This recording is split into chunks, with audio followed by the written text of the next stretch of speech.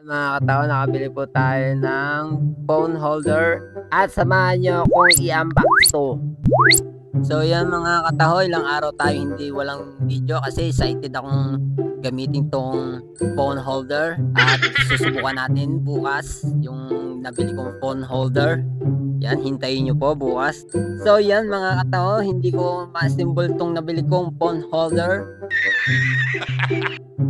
Kaya naman nagpatulong ako sa mga kapatid ko.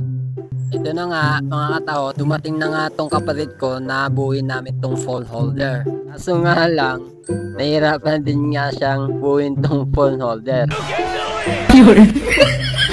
So yan mga katao, nanonood na lang ako. Dito nga, hindi pa rin mabuo ng kapatid ko itong phone holder. At dito na nga, pinasod sa akin kapatid ko itong phone holder. 1 hour later. Dito na nga, inabot kami ng 1 oras sa pagkakabit ng phone holder.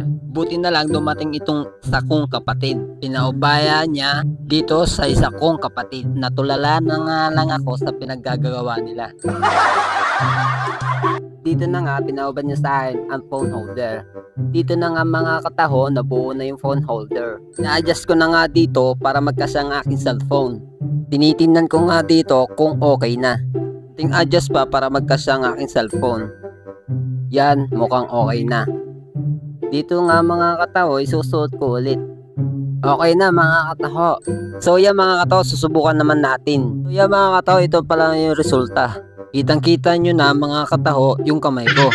So yan mga kataho, sa sobra kong excited gamitin, sinubukan ko magtakal ng taho. So yan mga katao, excited ko nang gamitin to sa susunod kong pagbablog. Okay siyang gamitin, maganda mga kataho.